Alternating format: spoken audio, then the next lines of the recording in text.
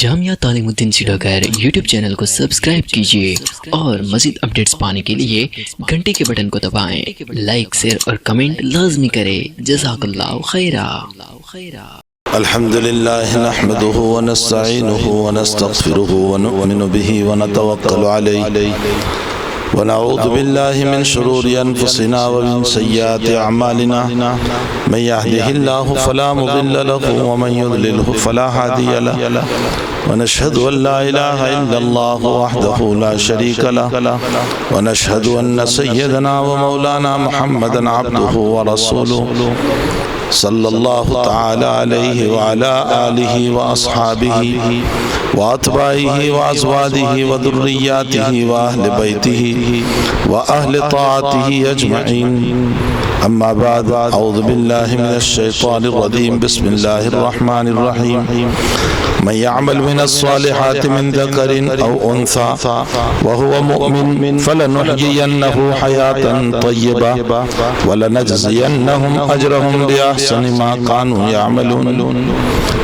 قال الله تعالى إن المسلمين والمسلمات والمؤمنين والمؤمنات والقانتين والقانتات والصادقين والصادقات والصابرين والصابرات والخاشعين والخاشعات والمتصدقين والمتصدقات والصائمين والصائمات والحافظين فروجهم والحافظات والذاكرين الله كثيرا والذاكرات أعد الله لهم مغفرة وأجرا عظيما۔ صدق اللہ العظیم۔ معزز مائیں، بہنیں اور بیٹیاں، چالو معزز مائیں، بہنیں اور بیٹیاں، اللہ جل جلالہ و من والہ نے ایمان کی دولت کو جو دیا ہے وہ سب سے اہم دولت ہے۔ رب کریم نے اگر ہم کو ایمان نہ دیا ہوتا تو نہ معلوم ہم بھی کسی جگہ کسی پتھر اور بت کے سامنے سجدہ کرتے ہوتے، ہم بھی نہ معلوم اپنے ضمیر کو، اپنے دل کو بیچتے ہوتے، ہم بھی نہ معلوم کسی جگہ گھنٹی بجاتے ہوتے، لیکن حق تعالیٰ نے تمام دنیا کے معبودوں سے ہٹا کر ایک اللہ کی طرف ہمیں توفیق عطا فرمائی اور ایمان کی دولت سے نوازا۔ یہ اس رب کریم کا بہت ہی بڑا احسان ہے۔ ایمان کتنی بڑی دولت ہے۔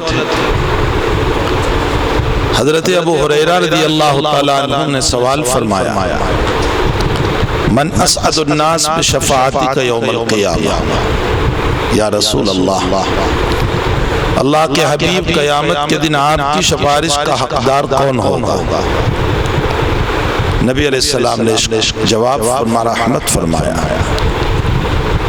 من قال لا الہ الا اللہ مخلصا بہا قلبہ، جس نے اخلاص کے ساتھ کلمہ پڑھا ہوگا وہ نبی کی سفارش کا مستحق ہوگا۔ یہ حدیث شریف بتا رہی ہے کہ ہم روزانہ تو یہ مانگتے ہیں نبی کی سفارش نصیب ہو، نبی کی سفارش نصیب ہو، لیکن ایمان ہی نہیں تو نبی کی سفارش کیسے ملے گی؟ سفارش موقوف ہے ایمان پر، نبی غیر کی سفارش کبھی نہیں کرے گی۔ حتیٰ کہ علماء نے لکھا ہے کہ سفارش تو بہت دور کی بات، ان کے جہنم میں جانے کے بعد عذاب کو کم کرنے کی سفارش بھی نہیں ہوگی، اس لئے کہ بغیر ایمان کی سفارش نہیں ہو سکتی۔ حضرت نوح علیہ السلام کی قوم پر جب عذاب آیا اور بہت سیلاب آیا، پانی آیا اور پہاڑ کے برابر پانی پہنچ گیا، تو حضرت نوح کا بیٹا ایمان نہیں لایا تھا، وہ پہاڑ پر چڑھ گیا اور اپنے باپ سے کہنے لگا کہ ابا تیرا پانی پہاڑ تک نہیں آ سکتا ہے، لیکن وہ تو ایک عذاب تھا، پانی پہاڑوں کے اوپر تک پہنچا۔ جب اس کی ہلاکت کا وقت آیا تو حضرت نوح علیہ السلام نے اللہ سے سفارش فرمائی، اللہ میرا بیٹا ہے اس کو بچا لے، تو نے مجھ کو وعدہ کیا تھا کہ تیرے اہل کو بچا لوں گا، وہ میرا اہل ہے۔ اللہ نے تھوڑی سی دانت پلائی اور فرمایا انہو لیس من اہل، تیرا اہل ہے، اس لیے کہ ایمان والا تیرا اہل ہے۔ انہو عمل غیر صالح، اس کے اعمال اچھے نہیں۔ فلا تسألنی ما لیس لک بہ علم، جس بات کا تجھے علم نہ ہو اس کا سوال نہ کرنا آئندہ، فتکون من الجاہلین، ورنہ تو جاہلوں میں سے ہو جائے۔ نوح علیہ السلام کو منع کر دیا کہ بغیر ایمان کے عذاب سے بچنے کے لیے سفارش نہیں ہو سکتی، تو جناب نبی کریم صلی اللہ علیہ وسلم بھی قیامت کے دن جنت میں جانے کی سفارش تو بہت دور کی بات، غیر مسلم کے لیے جہنم میں جانے کے بعد عذاب کے کم کرنے کی سفارش بھی نہیں ہو سکتی۔ سفارش موقوف ہے ایمان پر۔ نمبر 2، جنت میں جانا موقوف ہے ایمان پر۔ نبی علیہ السلام فرماتے ہیں من قال لا الہ الا اللہ دخل الجنہ، جو لا الہ الا اللہ اخلاص سے پڑھے وہی جنت میں داخل ہوگا، اور جس نے لا الہ الا اللہ نہیں پڑھا یا پڑھا تو صحیح لیکن اخلاص نہیں، نفاق ہے، منافق ہے، وہ جنت میں کبھی داخل نہیں ہو سکتا۔ اللہ کی زیارت بھی جو ہوگی وہ ایمان ہی پر ہوگی، اللہ کی زیارت موقوف ہے ایمان پر۔ مسلم شریف نے بہت لمبی حدیث، صحابہ نے سوال فرمایا یا رسول اللہ صلی اللہ علیہ وسلم کیا قیامت کے دن اللہ کا دیدار ہوگا، اللہ کی زیارت ہوگی، اللہ کو دیکھیں گے ہم؟ نبی علیہ السلام صحابہ نے یہ بھی پوچھا کہ دنیا میں بہت بھیڑ ہوتی ہے، ازدحام ہوتا ہے، تو ہم اللہ کو تو ہم کسی کو نہیں دیکھ پاتے، تو کیا قیامت پہ ہم اللہ کو دیکھ لیں گے؟ نبی علیہ السلام نے مثال دی اور فرمایا کہ تم اپنے گھر میں بیٹھ کر سورج کو دیکھتے ہو، کوئی بھیڑ نہیں ہوتی، تم اپنے گھر میں بیٹھ کر چاند کو دیکھتے ہو، کوئی بھیڑ نہیں ہوتی، تو نہ چاند میں بھیڑ ہے نہ سورج کو دیکھنے میں بھیڑ ہے۔ اسی طرح جنت میں بیٹھ کر ہر مومن اپنے مکان سے اللہ کو دیکھے گا، لیکن حضور پاک صلی اللہ علیہ وسلم فرماتے ہیں شرط یہ کہ ایمان، تو رب کی رویت اور دیدار اور زیارت اور دیکھنا بھی ایمان پر ہے، سفارش بھی ایمان پر ہے، جنت میں داخلہ بھی ایمان پر ہے۔ معلوم ہوتا ہے ایمان بہت بڑی دولت ہے، یہ اللہ نے ہم کو بلا مانگے عطا فرمائی۔ ہمارے ماں باپ مسلمان تھے، ہم مسلمان ہیں، ہم نے اپنے والدین کے کوکھ سے لا الہ الا اللہ کے ساتھ جنم لیا، ہم نے اپنے ماں باپ کے کوکھ سے اللہ اکبر کے ساتھ جنم لیا، توحید کے ساتھ جنم لیا۔ یہ ایمان جو اللہ نے ہم کو دیا ہے بہت بڑی دولت ہے۔ اب مکان ہے تو مکان تقاضا کرتا ہے کہ اگر میری صفائی کرو گے تو میں خراب نہیں ہوں گا، اور اگر میری صفائی نہیں کرو گے تو میں خراب ہو جاؤں گا۔ مکان تقاضا کرتا ہے کہ اس کی صفائی کی جائے۔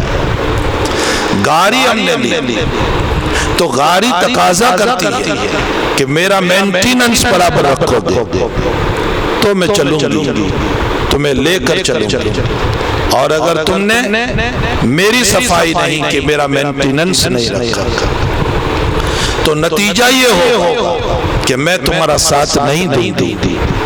گاڑی کی صفائی نہ ہونے پر گاڑی بگڑ جاتی ہے، مکان کی صفائی نہ ہونے پر مکان ویران ہو جاتا ہے۔ تمام چیزیں اپنا تقاضا رکھتی ہیں۔ ہمارے پاس موبائل ہے، موبائل کا تقاضا یہ ہے کہ اس کو صحیح رکھیں، اگر ہم نے اس کے تقاضے کو پورا نہیں کیا موبائل بند ہو جائے گا۔ دنیا کی تمام چیزیں اپنے چلنے کے لیے تقاضا رکھتی ہیں اور اس تقاضے کو پورا کیا جائے تو وہ چیز کام کی۔ جب ہمارے پاس ایمان ہے تو ایمان بھی تقاضا کرتا ہے کہ میرے مسائل کو ادا کر، میرے معاملات کو ادا کر، میں نے جو اعمال تم کو دیے ہیں وہ ادا کر۔ اگر ان اعمال کو ادا کرو گے تو ایمان آباد رہے گا، اور اگر ان اعمال کو ادا نہیں کیا تو ایمان میں کمی پیدا ہو جائے گی، ایمان میں نقص پیدا ہو جائے گا، ایمان کی دولت ویران ہو جائے گی۔ اس لیے ہمیں چاہیے کہ ایمان کے بعد اعمال کا جو مطالبہ ہو رہا ہے ان اعمال کو اچھی طرح ادا کرنے والے بنے۔ قرآن کریم میں اللہ تعالیٰ فرماتے ہیں من اعرض عن ذکری فإن له معیشة ضنکا ونحشرهم یوم القیامة اعمی وقد كنت بصیرا۔ من اعرض عن ذکری، جو میرے ذکر سے اعراض کرے گا، مجھے یاد نہیں کرے گا، میری نمازیں نہیں پڑھے گا، غفلت والی زندگی گزارے گا، غیبتوں میں زندگی گزارے گا، شریعت کے خلاف زندگی گزارے گا، فیشنیبل زندگی گزارے گا، تو اللہ فرماتے ہیں من اعرض عن ذکری، میرے ذکر سے اعراض، میں اس کی زندگی کو تنگ کر دوں گا، اس کی زندگی حالات میں آ جائے گی، کبھی خود بیمار، کبھی اولاد بیمار، کبھی کاروبار ٹھپ ہو گیا، کبھی گھر میں پریشانی آ گئی، کبھی کھیت میں پکنا بند ہو گیا، طرح طرح کے حالات آئیں گے۔ انسان پر جب حالات آتے ہیں تو پھر تم عاملوں کے پاس جاؤ گے، اور عامل کا کام کیا ہے؟ عامل کا کام لوگوں میں نفرتیں پیدا کرنا، غلط نام لینا، معاشرے کو توڑ دینا، فیملی کو ویران کر دینا، جھوٹ اور کذب بیانی۔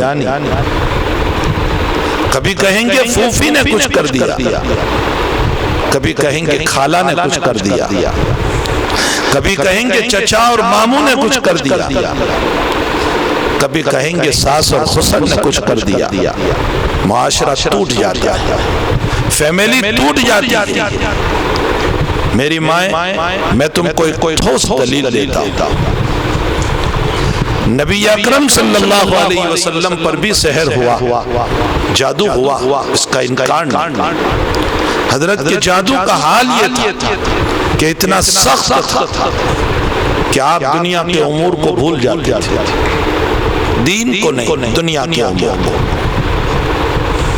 لیکن نبی کو بھی پتہ نہیں کہ کس نے جادو کیا۔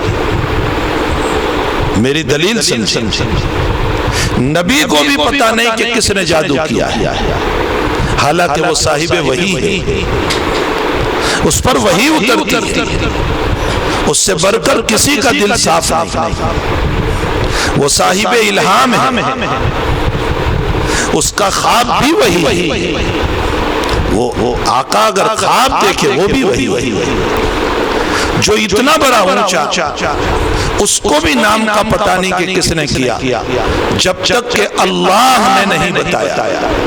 اللہ نے بتایا کہ لبید شاہد نے کیا، جب اللہ نے بتایا تب نبی کو پتہ چلا، ورنہ نبی کو پتہ نہیں۔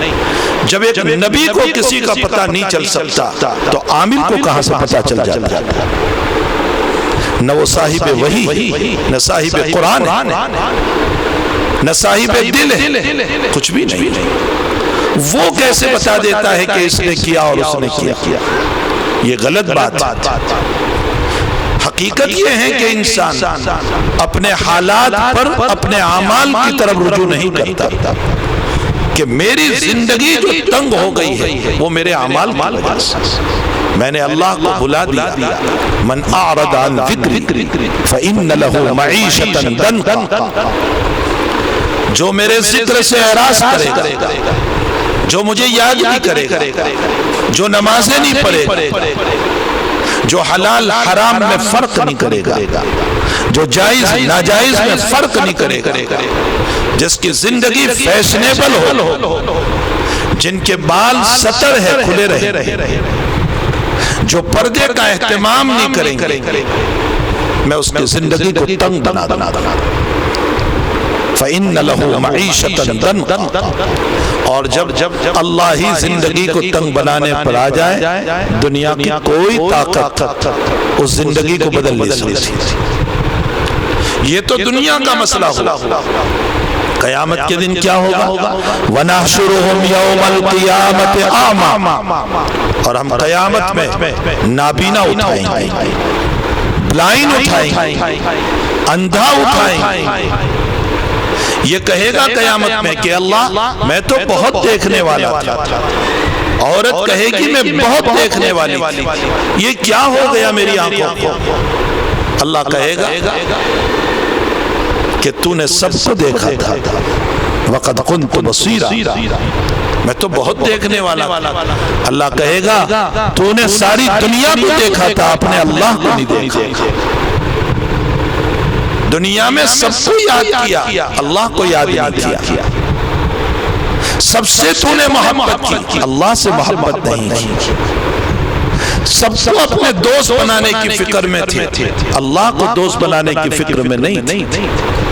سب کے قریب ہونا چاہتے تھے، یہ بھی میرے قریب ہو جائیں، یہ بھی قریب ہو جائیں، یہ بھی قریب ہو جائیں، اللہ کے قریب ہونا کوئی نہیں چاہتا۔ ایک دوسری آیت میں اللہ فرماتے ہیں، سنو میری مائیں، مَن یعش عن ذکر الرحمن، مَن یعش عن ذکر الرحمن نقیض لہ شیطان فہو لہ قرین، جو میرے ذکر سے غافل بنے،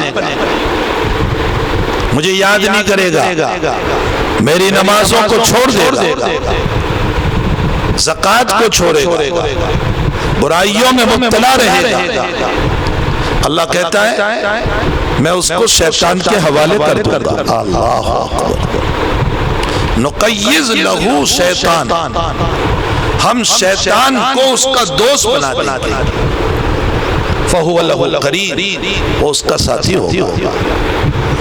پھر شیطان جب دوست ہو گیا تو مسئلہ کیا ہوگا؟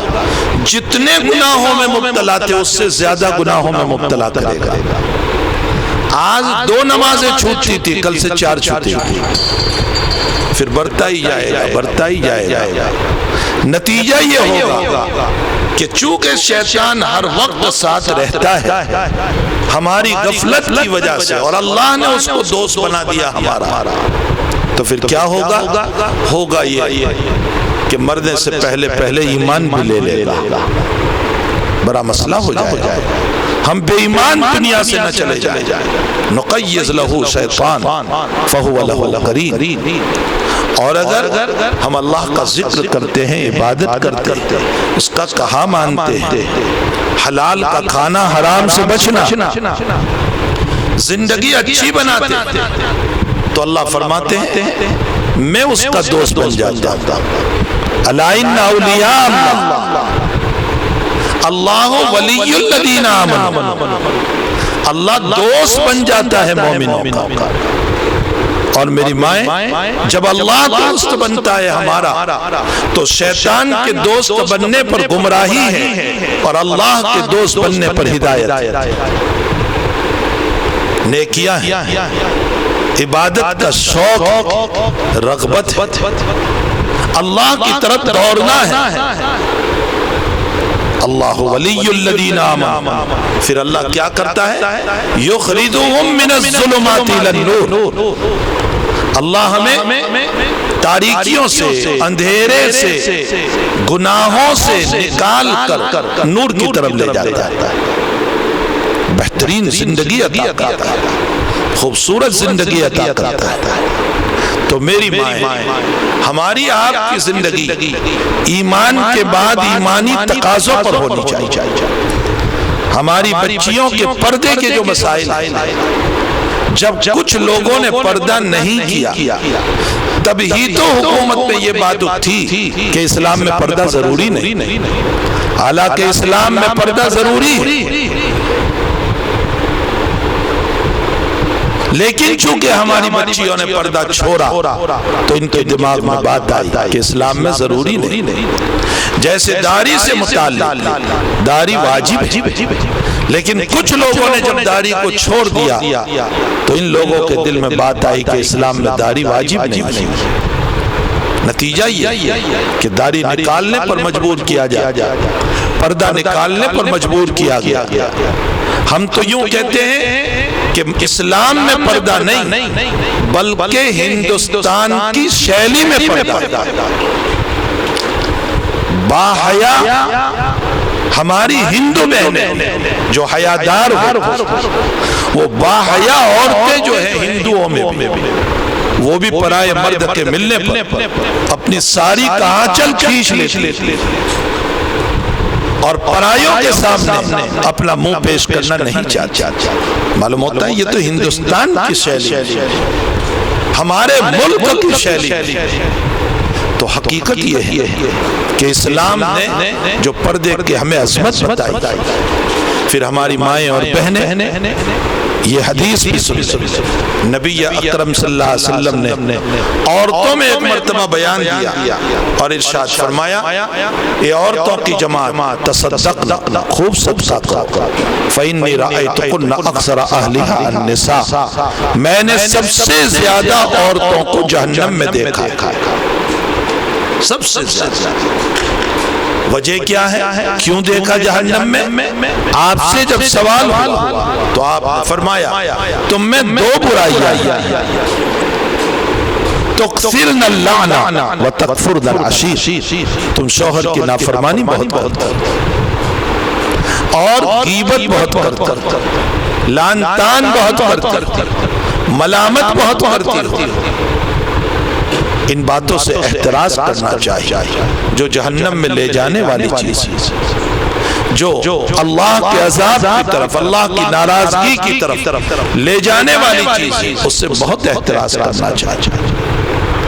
میں نے قرآن کریم کی دو آیتیں پیش کی۔ پہلی آیت میں اللہ فرماتے ہیں مَن یعمل من الصالحات من ذکر او انثی، جو ایمان کے بعد اعمال صالحہ کرے گا چاہے وہ مرد ہو یا عورت، من ذکر او انثی فلنحیینہ حیاتا طیبہ، اللہ کہتا ہے ہم اس کو پاکیزہ زندگی عطا کریں گے۔ پاکیزہ زندگی، کیسی پاکیزہ زندگی؟ دنیا میں عزت عطا کریں گے۔ سرخ روئی عبادت والوں کو اللہ اپنے قریب کرتا ہے، اور جس کو اللہ قریب کرتا ہے اس کو عزت ملتی ہے۔ فَلَنُحْيِيَنَّهُ حَيَاةً طَيِّبَةً، اس کو ولایت ملے گی۔ ان الذین قالوا ربنا اللہ، جنہوں نے یوں کہا اللہ ہمارا رب ہے، ثم استقاموا، پھر ایمان پر جم، یہ جمنا ہی بہت مشکل ہے، ایمان پر جمنا، اس لیے کہ کبھی دولت ایمان سے ہم کو ہٹا دیتی ہے، کبھی دولت کا آ جانا یہ ایمان سے ہٹنے کا ذریعہ ہو جاتا ہے، عیاشی میں مبتلا ہو جاتا ہے، رب کو بھول جاتا ہے، خلاف شریعت کام کر لیتے ہیں، اور کبھی غریبی کا آنا بھی انسان کو کفر میں لے جاتا ہے۔ کاد الفقر ان یکون کفر، کبھی کبھی فقیری انسان کو ایمان سے نکال دیتی ہے۔ تو کبھی دولت کی بنیاد پر ہم اپنا ایمان چھوڑ دیتے ہیں، کبھی حسن کی بنیاد پر بھی انسان ایمان کو چھوڑ بیٹھتا ہے۔ ہماری بچیاں جو جا رہی ہیں جذبات کے اندر، ایمان چھوڑ رہی، مرتد ہو رہی، وہ کس بنیاد پر؟ یا تو دولت دیکھ کر جا رہی ہے، کسی کی دولت دیکھی تو اس کے چکر میں، یا اس کے خوبصورتی اور حسن کی وجہ سے، لیکن یہ نہیں دیکھا کہ دولت بھی آنی جانی ہے۔ آج کا مالدار کل کا غریب ہو سکتا ہے، اور آج کا غریب کل کا مالدار بھی ہو سکتا ہے۔ دولت میں استقامت نہیں، ہمیشگی نہیں، حسن میں ہمیشگی نہیں، خوبصورت سے خوبصورت لڑکا ہو یا لڑکی ہو، کینسر کی بیماری ہو گئی، سارا حسن ختم ہو جاتا ہے، بخار آ گیا، سارا حسن ختم ہو جاتا ہے۔ ان الذین قالوا ربنا اللہ، جن لوگوں نے یوں کہا کہ اللہ ہمارا رب ہے، پھر جم جاؤ ثم استقاموا، دنیا کی کوئی طاقت ہمیں ایمان سے نہ ہٹاوے، نہ دولت، نہ خوبصورتی، نہ حسن، نہ خواہشات، نہ جذبات، کوئی چیز ہم کو نہ ہٹائے۔ تتنزل علیہم الملائکہ، تو اللہ کی طرف سے کیا ملے گا؟ تتنزل علیہم الملائکہ، فرشتے آتے ہیں، چاہے وہ مرد ہو یا عورت، ان کے پاس فرشتے آتے ہیں۔ اللہ تخافوا، اور بشارت سناتے ہیں، ڈرو مت، ولا تحزنوا، اور غمگین نہ ہو، اللہ تخافوا ولا تحزنوا وابشروا، اور بشارت حاصل کرو، بالجنت التي كنتم توعدون، اس جنت کی جس کا تم کو دنیا میں وعدہ کیا گیا تھا۔ نحن اولیاؤکم فی الحیات الدنیا وفی الآخرہ، ہم دنیا میں بھی تمہارے ساتھ اور آخرت میں بھی تمہارے ساتھ۔ وَلَكُمْ فِيهَا مَا تَشْتَهِي أَنفُسُكُمْ، اب مرنے کے بعد تم جو مانگو گے اللہ عطا کرے گا۔ وَلَكُمْ فِيهَا مَا تَدَّعُونَ، تمہاری چاہتوں پر اللہ عطا کرے گا۔ نُزُلًا مِّن غَفُورٍ رَحِيمٍ، یہ اللہ کی طرف سے مہمانی ہے۔ اللہ میزبان ہے اور ہم مہمان ہیں اللہ۔ ہر آدمی کی مہمانی اس کی شان کے مطابق ہوتی ہے۔ جو آدمی جتنا مالدار ہوتا ہے اس کی مہمانی اس کی شان کے مطابق ہوتی ہے۔ ظاہر سی بات ہے اللہ کی مہمانی اللہ کی شان کے مطابق، وہ جتنا بڑا ہے اتنی بڑی مہمانی کرے گا اپنے بندوں کی اور اپنی بندیوں کی۔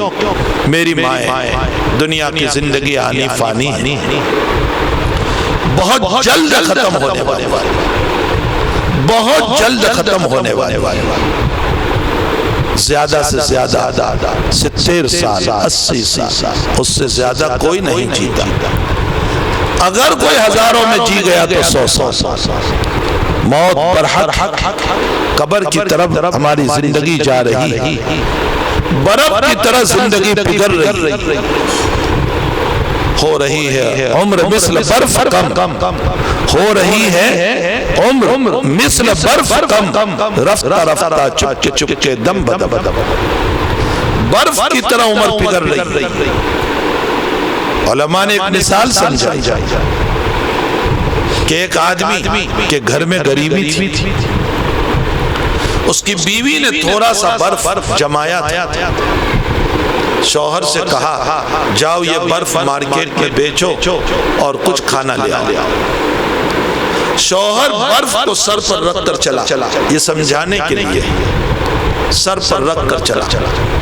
راستے میں کوئی کھیل بتا رہا تھا، شوہر کھیل دیکھنے کھڑا ہو گیا، برف پگھل گیا، اب تھوڑا سا رہ گیا۔ اس کو خیال آیا کہ گھر میں کھانا نہیں، میں برف بیچنے آیا اور برف تھوڑا سا، کیسے خریدوں گا؟ وہ ایک دکان پر گیا، دکاندار سے کہا بھائی یہ برف لے لو۔ اس نے کہا اتنے سے برف کو میں کیا کروں گا؟ اسی بات چیت میں تھا کہ اتنا بھی پگھل گیا، اس کا برف ختم ہو گیا۔ اب اس کے پاس ایک پیسہ نہیں جس سے وہ کچھ خرید سکے، اس کے پاس پیسہ نہیں ہے کہ دوبارہ بس میں بیٹھ کر کے گھر جا سکے، وہ تو پیدل آیا اور دل میں پریشانی یہ ہے کہ میرے بچے بھوکے ہیں، میں کیا کھلاؤں؟ اس انسان کی پریشانی کو سمجھو اور اس کے بعد غور کرو۔ اللہ نے عمر کا برف دے کر ہمیں بھیجا ہے۔ یہ زندگی جو ہے یہ برف، یہ روزانہ پگھلتی جا رہی ہے، ایک دن 2 دن 1 سال 2 سال 10 سال 15 سال 20 سال 25 سال 50 سال کے ہو گئے، زندگی پگھلتی جا رہی ہے اور ہم دنیا کے کھیل تماشوں میں لگے ہوئے ہیں۔ کبھی یہ کھیل دیکھ رہے ہیں، کبھی وہ کھیل دیکھ رہے ہیں، کبھی یہاں لڑائی دیکھ رہے ہیں، کبھی یہاں کھڑے ہو کر کے فلاں دیکھ رہے ہیں. صبح اٹھ کر کے کھیلوں میں زندگی گزر رہی ہے، رات تک کسی طرح، یہاں تک کہ موت کے قریب جب ہم پہنچتے ہیں، بڑھاپا آ گیا، اللہ کہتا ہے میرے بندے میں نے تجھ کو زندگی کا برف دے کر کے بھیجا تھا. اب یہ جب بڑھاپا آتا ہے تو کہتا ہے چلو کچھ کر لوں، چلو کچھ کر لوں، چلو کچھ کر لوں، عبادت کر لوں، فلاح کر لوں. لیکن سوچنے میں ایام پورے ہو جاتے ہیں، اور جب دنیا سے نکلتا ہے اور موت جب چلتی ہے اور جنازے میں چلتا ہے تو اپنا دامن ٹفن باکس خالی ہوتا ہے. آپ انداز لگائیں کہ برف بیچنے والے کو جتنی پریشانی تھی اپنی اولاد کے بھوکا رہنے پر اور برف کے ضائع ہونے پر، اس سے لاکھوں زیادہ پریشانی ہم کو ہوگی جب ہمارا جنازہ چل رہا ہے کہ ٹفن باکس ہمارا خالی، کچھ نہیں، پھر خون کے آنسو روئیں گے تو بھی کوئی فائدہ نہیں ہوگا.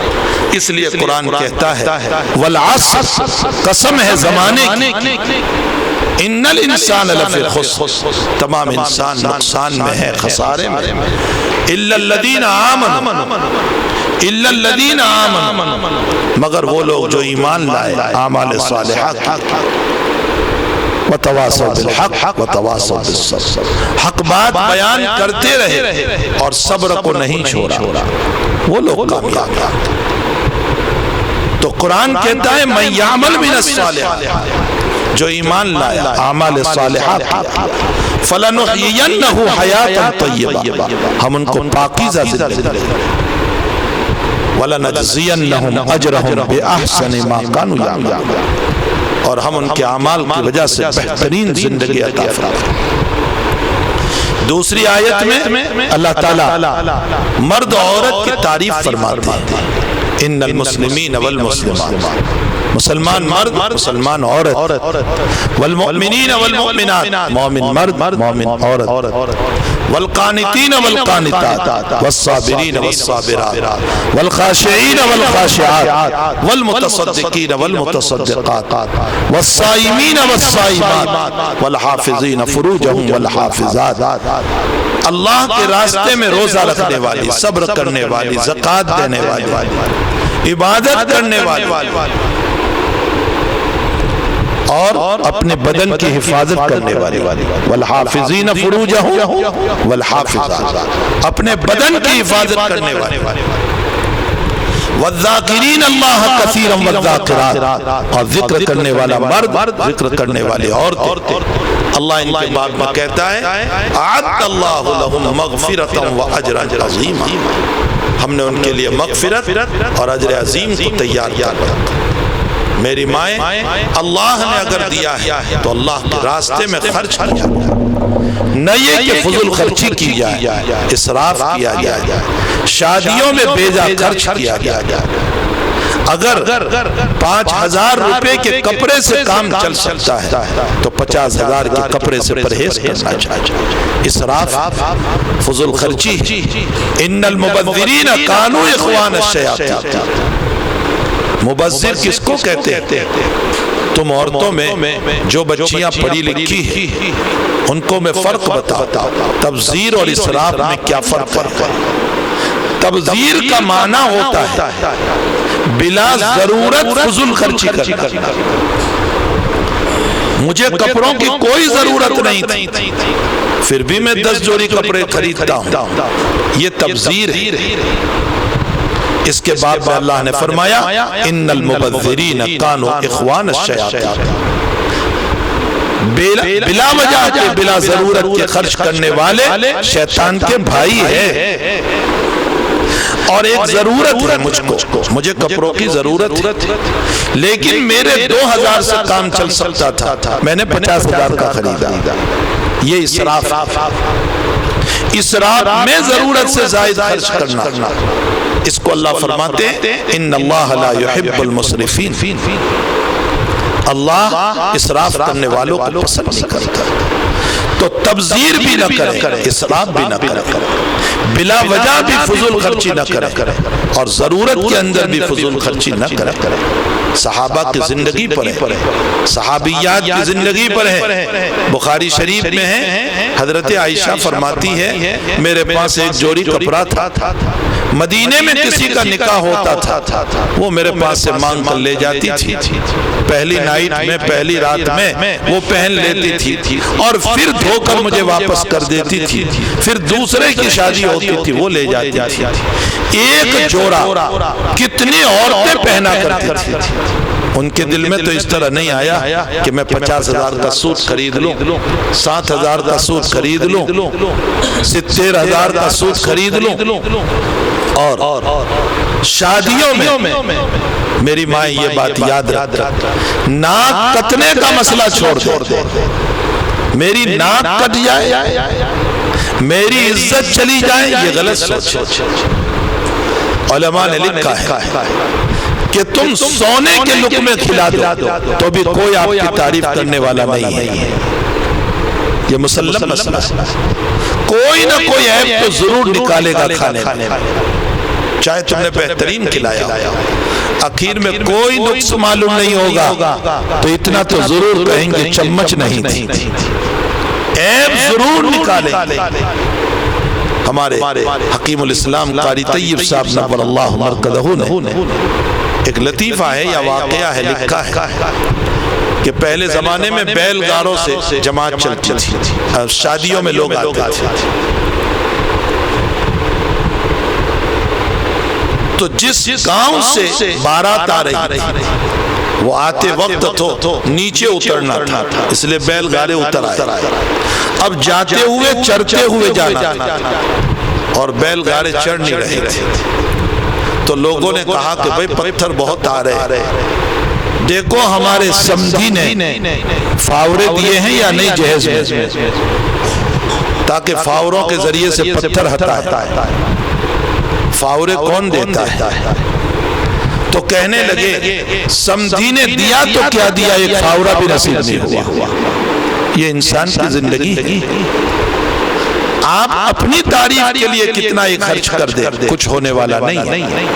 ہمارے حضرت شیخ مولانا محمد زکریا صاحب کاندھلوی ثم المحاضر المدنی نور اللہ مرقدہ فرماتے ہیں کہ میں نے میری بچیوں کے نکاح میں میری بچیوں کو 2 چیز دی، سونا دیا اور گدے تکیے اور پلنگ دیے، اور فرمایا بیٹی جس گھر میں تو جا رہی ہو سکتا ہے گدے تکیے پلنگ وغیرہ نہ ہو، مہمان آئیں گے تو کہاں سلائے گی، ضرورت کا دیا۔ اور کیا دیا؟ حضرت شیخ فرماتے ہیں کہ میں نے سونا دیا اور اپنی بچیوں کو یوں نصیحت کی کہ بیٹیوں کبھی غریبی آ جائے یہ سونا بیچ کر زندگی گزار لینا، لیکن بھکاری کا ہاتھ نہ پھیلا۔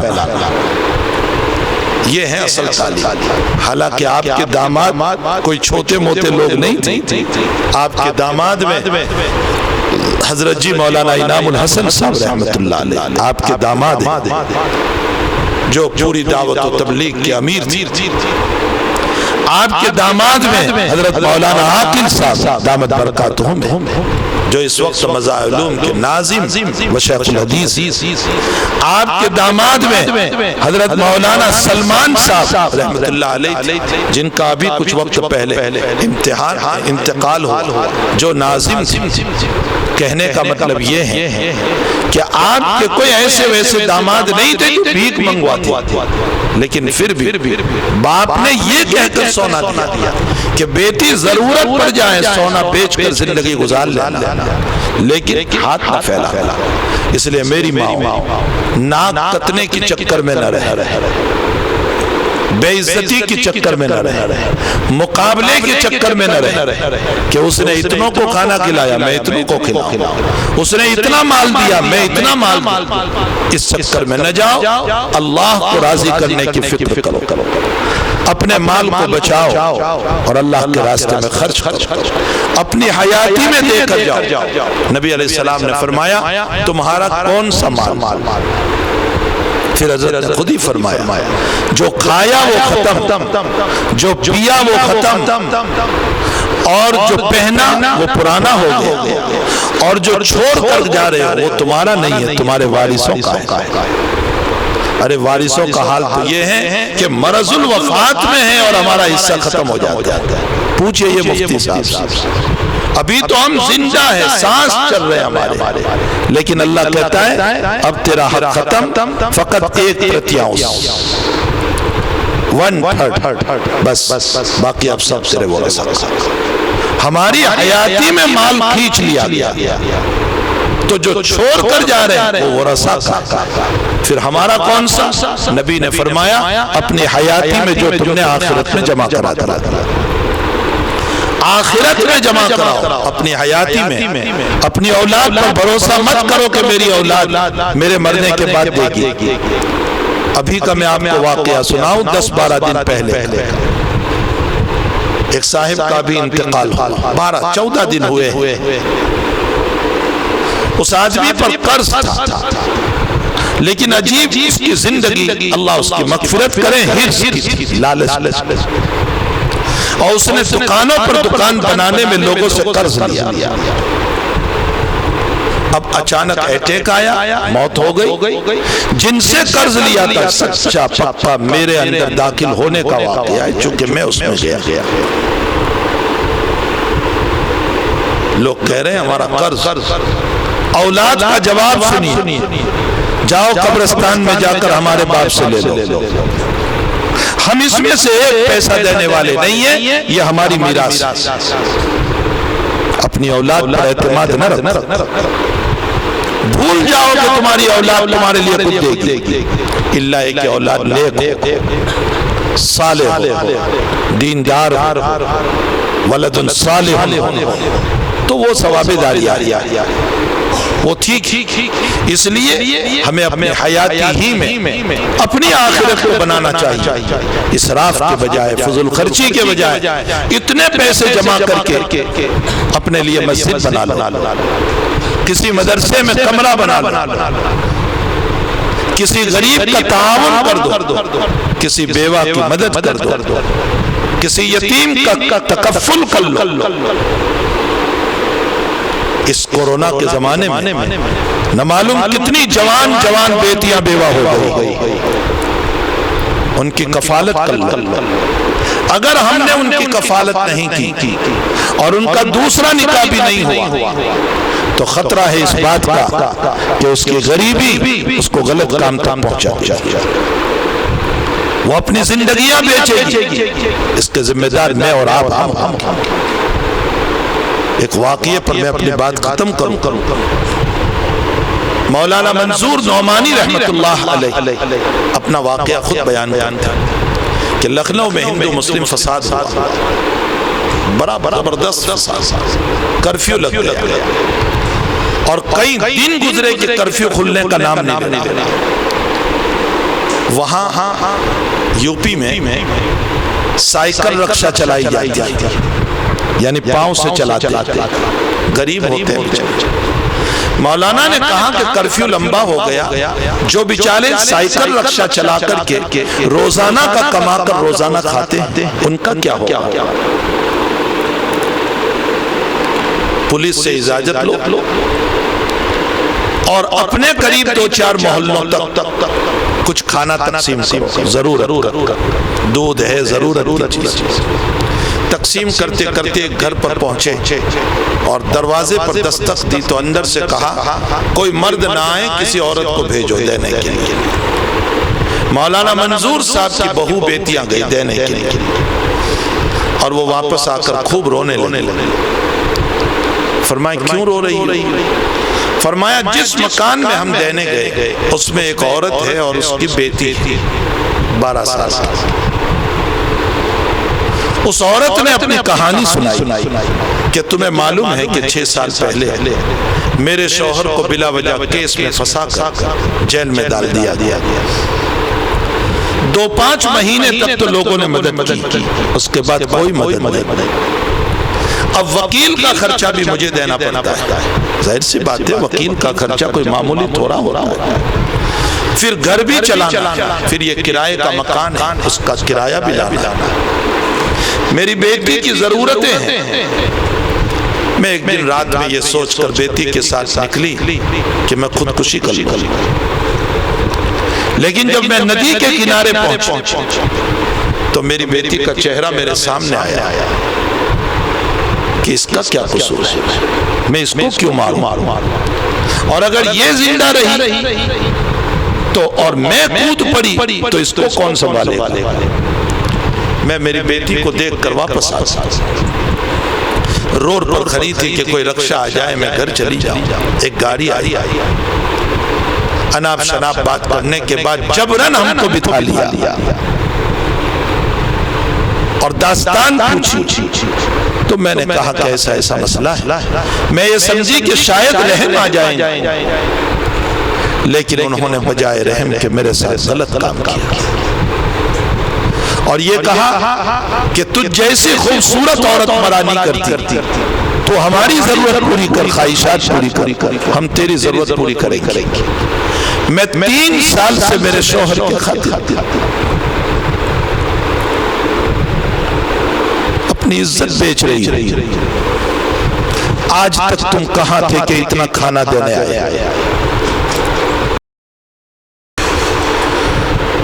مولانا منظور صاحب کا جملہ سنی، مولانا نے جب یہ بات سنی تو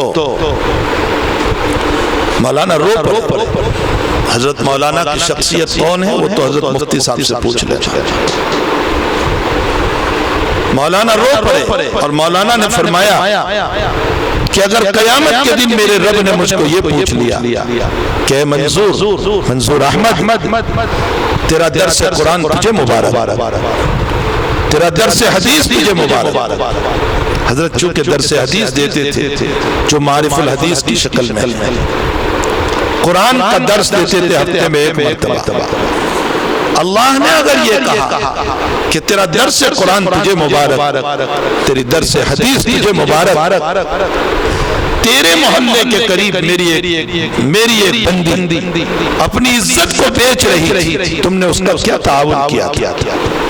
میرے پاس کوئی ذریعہ نہیں ہوگا اور میرا درس حدیث و قرآن مجھے بچا نہیں سکے گا۔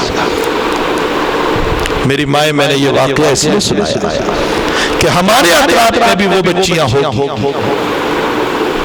جو غریبی میں زندگی گزار رہی ہیں۔ ہماری بڑی بڑی شادیوں کو دیکھ کر ان کا دل بے چین ہوگا، پریشان ہوگا، ان کے دل سے کفر کے کلمات کہیں نہ نکل جائے، وہ یہ نہ کہہ بیٹھے کہ اللہ تو انہی کو دیتا ہے ہمیں نہیں دیتا۔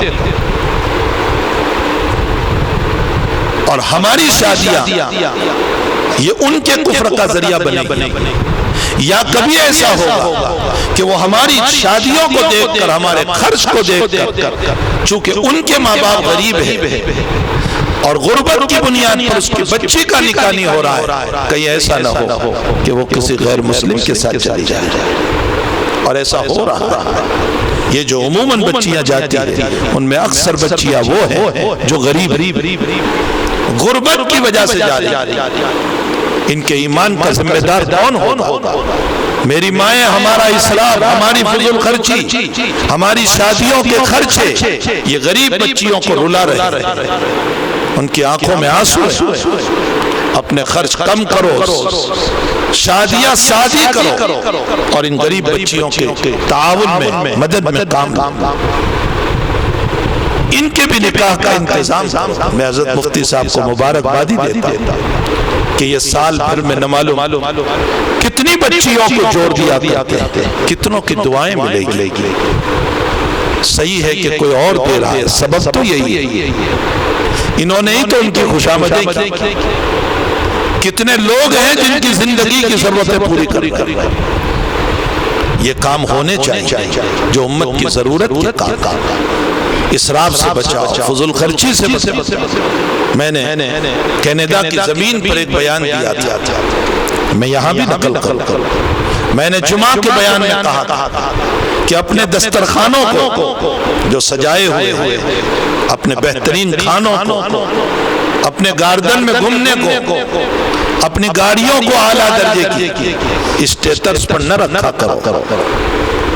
تم جب اپنے اسٹیٹس پر اپنے دسترخوانوں کو رکھتے ہو، اپنے کھانوں کو رکھتے ہو، اپنی گاڑیوں کو رکھتے ہو، تو تمہارے اسٹیٹس کو دیکھنے والے صرف امیر نہیں ہے، غریب بھی ہوں گے۔ ان غریب کا جی جلے گا کہ ہمارے پاس کچھ نہیں۔ نبی تو یہاں تک فرماتے ہیں کہ تم کچھ خرید کر کے لائے اور پڑوسی کے بچے غریب ہیں، اگر تم ان کو کھلا نہیں سکتے ہو تو کم سے کم اپنے بچوں کو گھر میں بیٹھ کر کھلاؤ، تاکہ ہمارے بچوں کے باہر جانے کی وجہ سے غریب کے بچے کا دل نہ دکھے۔ کہاں تک حضور نے ہم کو تعلیم دی۔ میری مائیں، میری آپ سے مؤدبانہ گزارش، آپ بنو گی تو انشاءاللہ سوسائٹی بنے گی، آپ بنو گی سماج بنے گا، آپ بنو گی تو آپ کی وجہ سے گھر آباد ہوگا۔ چھوڑیے اسراف کو، شوہر اسراف کرنا چاہے تو بھی اس کو روک دے، منع کر دے۔ خدا پاک کی قسم آپ اپنے گھروں میں اپنی نظروں سے برکتیں دیکھو گے۔ اپنے شوہر کو فضول خرچی سے روک دیجیے۔ یہ جو کچھ فضول خرچیاں ہو رہی ہے شوہر کی طرف سے، وہ اصلاً عورتوں کو خوش کرنے کے لیے، آپ کی خوشی کے لیے، لیکن جب آپ روک دو گی تو 5 پیسہ بچے گا، آپ کی آخرت آباد ہوگی۔ اللہ جل شانہ ہم تمام کو مسلم مرد عورت، مومن مرد عورت، ذاکرہ مرد عورت، عابدہ مومن مرد عورت اور اپنے بدن کو حفاظت کرنے والے مرد عورت میں سے، ان المسلمین والمسلمات والمؤمنین والمؤمنات میں سے اللہ ہم سب کو بنا دے۔ اور اللہ وعد اللہ لہم، جو اللہ نے جنت تیار کر رکھی ہے وہ بھی نصیب فرما دے، اور اللہ ہم سب کی مغفرت فرمائے۔ وصلی اللہ علی النبی الکریم برحمتک یا ارحم الراحمین۔ درود شریف پڑھ لیں۔ الحمدللہ رب العالمین والصلاة والسلام علی اشرف الانبیاء والمرسلین وعلی آلہ وصحبہ اجمعین۔ اللہم صلی علی سیدنا حبیبنا وشفیعنا وسندنا مولانا محمد وبارک وسلم۔ اللہم صلی علی سیدنا حبیبنا وشفیعنا وسندنا مولانا محمد وبارک وسلم۔ اللہم صلی علی سیدنا حبیبنا وشفیعنا وسندنا مولانا محمد وبارک وسلم۔ اللهم ربنا آتنا في الدنيا حسنة وفي الآخرة حسنة وقنا عذاب النار وقنا عذاب القبر وقنا عذاب الحشر وقنا عذاب الفقر وقنا عذاب الدين واحشرنا يوم القيامة مع المتقين مع الأبرار واحشرنا يوم القيامة مع المتقين مع الإيمان. اللهم أعنا على ذكرك وشكرك وحسن عبادتك. اللهم وفقنا لما تحب وترضى من القول والعمل وجنبنا الفواحش والمعاصي والخطايا والزلل. اللہ ہمارے گناہوں کو معاف فرما، ہمارے قصوروں سے درگزر فرما۔ اللہ ہم تیرے دروازے کے بھکاری ہیں، فقیر ہیں۔ اے اللہ تو نے خود کہا ہے یا ایھا الناس انتم الفقراء الی اللہ، ہم سب فقیر ہیں۔ اے اللہ تو نے خود کہا ہے وَأَمَّا السَّائِلَ فَلَا تَنْهَرْ، مانگنے والوں کو نہ جھڑکا جائے۔ اللہ ہم بھی مانگنے والے ہیں، آپ بھی ہمیں نہ جھڑکیے، ہمیں واپس نہ کیجئے، ہمیں خالی ہاتھ نہ کیجئے۔ اللہ ہمارے گناہوں کو معاف فرما دیجئے، سیئات سے معافی عطا فرما دیجئے، توبہ پہ استقامت عطا فرما۔ اللہ ہم توبہ کر کے توبہ توڑ دیتے ہیں، اللہ ہمیں توبہ پہ استقامت عطا فرما، عبادتوں میں ذوق عطا فرما، سجدوں میں سرور عطا فرما، تلاوت میں مزہ عطا فرما۔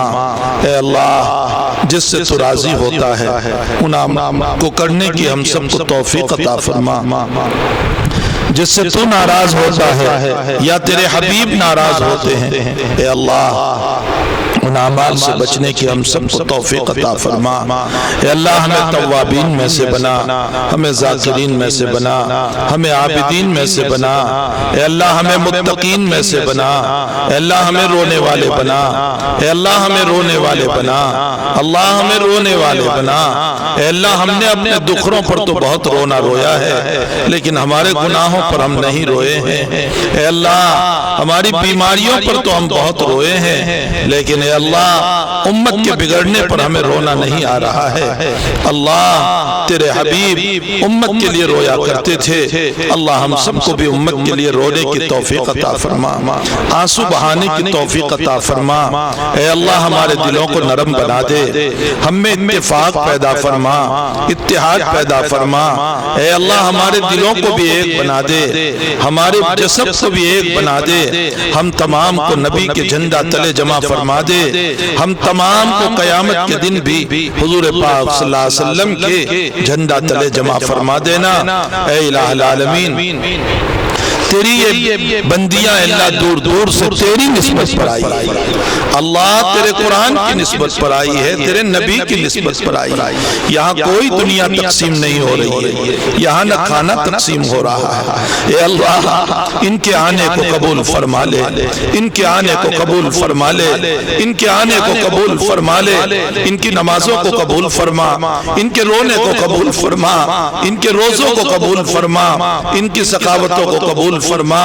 اے اللہ ان کی اولادوں کو نیک بنا، صالح بنا، متقی اور پرہیزگار بنا۔ اے الہ العالمین بے اولادوں کو اولاد عطا فرما، بے نکاحوں کے نکاح کا انتظام فرما، اولاد والوں کی اولادوں کو نیک صالح بنا، مطیع اور فرما بردار بنا۔ اے اللہ جن کے مکانوں میں جھگڑے ہیں ان جھگڑوں کو ختم فرما۔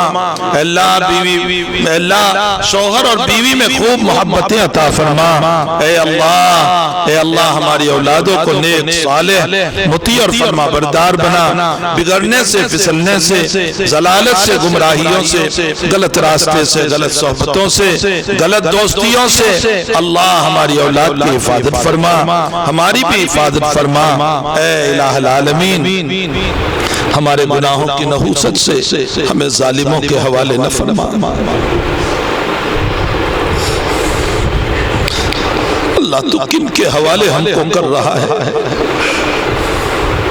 تو ان کے حوالے کر رہا ہے جن کے دل پتھر، جن کے دل میں رحم تک کی کوئی چیز نہیں، جو ہمارے معصوم بچوں کو کاٹ دیا کرتے ہیں، ہماری جوان بیٹیوں کے پیٹوں کو چیر دیا کرتے ہیں۔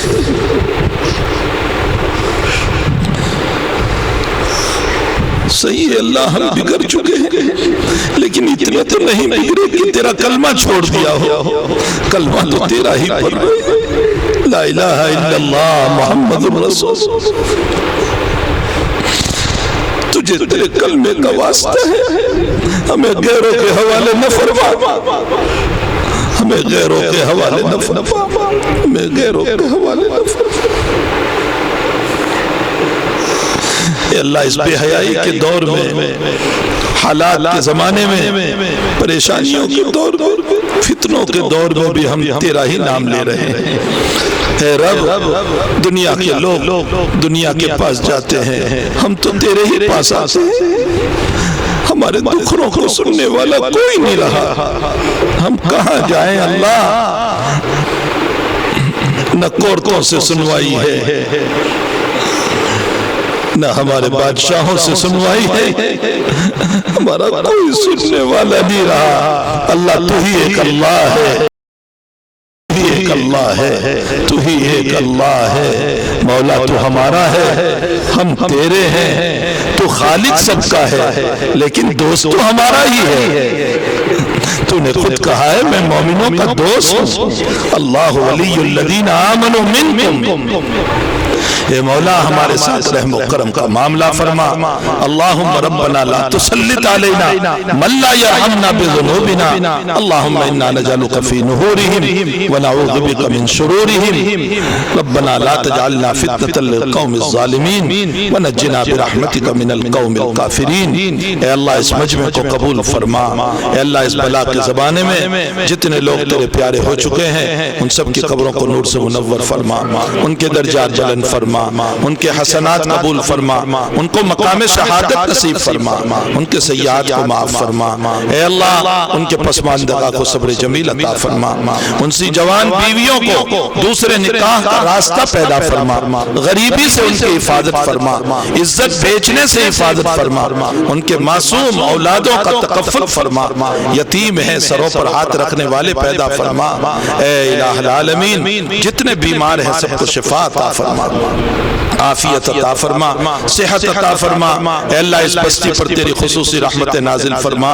اے اللہ یہاں علماء ہیں، صلحاء ہیں، اے اللہ رات میں رونے والے ہیں اور رات میں رونے والیاں ہیں، تہجد گزار بھی ہوگی۔